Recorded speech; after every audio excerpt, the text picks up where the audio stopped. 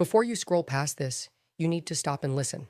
What I'm about to expose will fundamentally change how you see the mainstream media, the so-called experts, and the entire establishment that's been lying to your face for years. This isn't just another political story. This is about the systematic destruction of truth in America. Hit that subscribe button right now because this channel is one of the few places left where you'll get unfiltered truth. No corporate sponsors controlling what I say. No woke agenda dictating the narrative.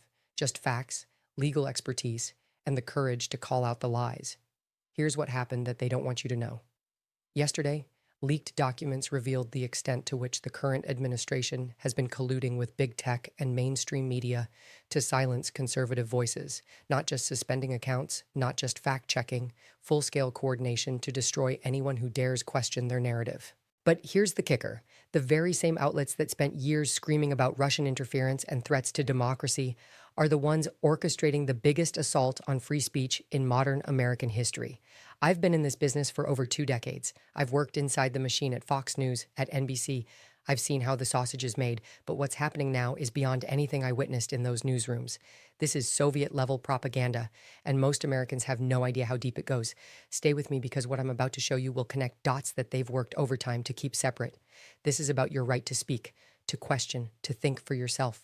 The documents I'm talking about weren't supposed to see daylight. They detail weekly coordination calls between White House staff, social media executives, and producers at CNN, MSNBC, The New York Times, and The Washington Post. Not occasional conversations, weekly strategy sessions on how to shape public opinion, how to discredit conservative voices, and how to make sure certain stories never gain traction. Think about that for a moment. While they were telling you about Russian disinformation campaigns, they were running their own disinformation campaign right here at home. While they lectured about foreign election interference, they were interfering in your right to access information. And here's what makes my blood boil. As someone who's spent her career fighting for journalistic integrity, watching these institutions burn their credibility to the ground for political power is heartbreaking and infuriating. I remember when journalism meant asking tough questions of everyone in power, when protecting the First Amendment was a bipartisan value, when the media served as a check on government overreach, not as an extension of it. But those days are gone. What we have now is state-run media masquerading as independent journalism. If you're still watching, hit that like button because this story is about to get much deeper, and share this video because the algorithms are designed to suppress content like this. Let me walk you through exactly how this operation works. It starts with the White House communications team identifying stories they want to promote or suppress. They don't issue formal directives. That would leave a paper trail. Instead, they use what they call guidance conversations with friendly journalists and producers. These aren't your typical press briefings. These are private calls, encrypted messages, off-the-record meetings where talking points are distributed and story angles are suggested. The journalists involved don't see themselves as propagandists. They see themselves as part of a noble mission to save democracy from Trump supporters, from vaccine skeptics, from anyone who questions the official narrative. But here's what they don't tell these useful idiots in the media. Once you start taking marching orders, once you stop asking uncomfortable questions, you stop being a journalist. You become something else entirely. I learned this lesson the hard way during my time at NBC. The pressure to conform, to go along with the narrative, to avoid certain topics is subtle but relentless. It doesn't feel like censorship when it's happening. It feels like being a team player. But looking back now, I can see how insidious it was. That's why I left. That's why I'm here talking to you directly instead of reading from a teleprompter in some corporate newsroom, because the truth is more important than a paycheck. The social media component of this operation is even more sinister. The documents show detailed discussions about algorithmic suppression, not just taking down posts, but making sure certain content never reaches a wide audience. Shadow banning, they call it. Your posts still appear, so you don't know you're being censored, but they only reach a tiny fraction of your followers. They've turned social media platforms into the most sophisticated propaganda tools in human history, and they did it while lecturing us about misinformation and foreign interference. The irony would be funny if it wasn't so dangerous. As a lawyer, I can tell you that what these documents reveal likely violates numerous laws about government coercion, First Amendment protections, and antitrust regulations. But here's the problem. The same Justice Department that should be investigating these violations is the one coordinating them. We're not just dealing with media bias anymore. We're dealing with a fundamental corruption of the institutions that are supposed to protect us. Let me tell you about one specific case that's detailed in these documents. Remember when the story broke about Hunter Biden's laptop? Remember how quickly it was suppressed, how social media platforms blocked links to the story, how major news outlets refused to cover it? The documents show this wasn't organic editorial decision-making. This was coordinated suppression at the highest levels. White House staff were on calls with tech executives within hours of the story breaking.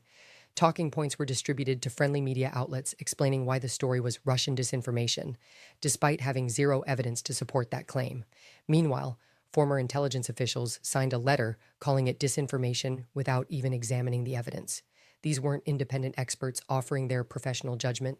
These were political operatives doing damage control for their preferred candidate, and the media ate it up because it fit their preferred narrative. They didn't want to investigate because they didn't want to find out the truth might hurt their side. This is what passes for journalism in 2025. Not seeking truth, but protecting power. The education component of this operation is perhaps the most disturbing. The documents reveal coordinated efforts to influence curriculum in schools and universities, not through official channels, but through backdoor pressure on administrators and faculty. They're not just trying to control what adults see and hear, they're trying to shape what children think and believe. As a mother, this terrifies me. The idea that my children's education is being manipulated by political operatives, that their teachers might be receiving talking points from the White House. This is how totalitarian regimes operate. They don't just control the present, they try to control the future by indoctrinating the next generation. But here's what gives me hope. Documents like these are getting out. Whistleblowers are coming forward. People inside these institutions are getting sick of being part of this machine and are starting to speak up. The truth has a way of fighting back. That's why independent media is so crucial right now. That's why channels like this one matter. That's why your support, your engagement, your willingness to seek out alternative sources is an act of resistance against this information cartel. Let me share something personal. When I first started questioning the narrative around COVID policies, around election security, around the Russia investigation, I faced enormous pressure to stay quiet.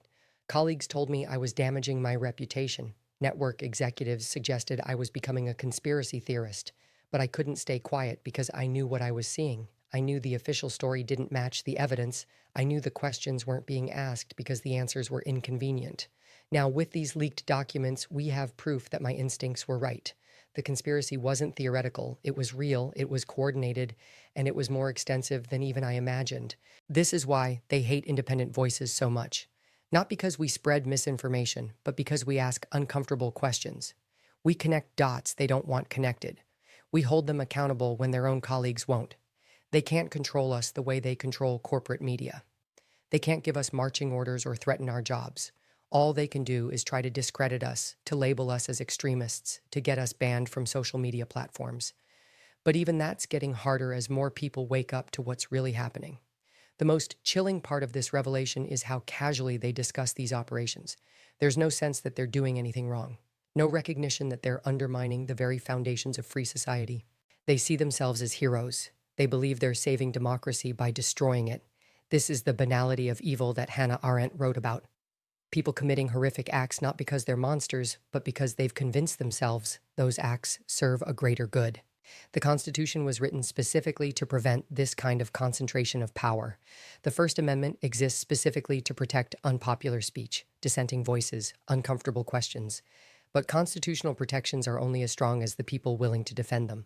And right now, many Americans are too distracted, too comfortable, or too afraid to stand up for their own rights. That has to change. Because if it doesn't, if we allow this information cartel to consolidate its control, then the America we grew up in will cease to exist. Our children will grow up in a country where only approved thoughts can be expressed publicly, where only sanctioned narratives can be shared, where only official sources are considered credible. The good news is that it's not too late. The very fact that these documents leaked proves the system isn't foolproof. Brave individuals inside these institutions are willing to risk their careers to expose the truth. Millions of Americans are waking up to what's happening. Alternative media platforms are growing. Independent journalists are building audiences. The monopoly on information is cracking. That's why your support matters so much. Every subscription, every like, every share is a vote against their information monopoly. Every comment, every engagement, every act of participation in alternative media is an act of resistance. They want you to feel isolated, to think you're alone in your doubts and questions. But you're not alone. Millions of Americans share your concerns. Millions are asking the same questions. Millions are refusing to accept the official narrative. This is bigger than any one story or any one administration. This is about the fundamental question of whether free people can govern themselves or whether they need to be managed by their betters. I believe in the capacity of the American people to handle the truth. I believe in their ability to make good decisions when given accurate information.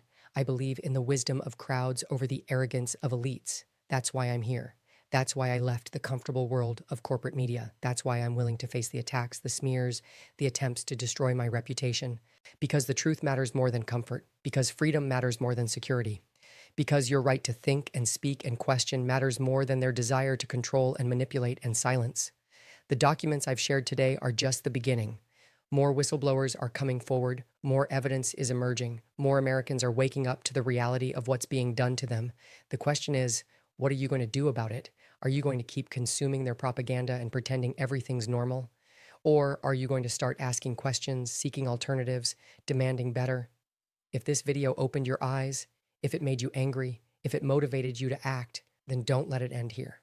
Subscribe to this channel, share this content, support independent media, engage in the fight for truth, because in the end, that's all we have. Truth, and the courage to speak it, defend it, and live by it. The establishment may have money, power, and institutional control, but we have something they don't. We have the truth, and in the long run, truth always wins, but only if people like you are willing to fight for it. So what's it going to be? Are you ready to join the resistance? Are you ready to demand accountability? Are you ready to defend freedom? The future of this country depends on your answer. Make it count.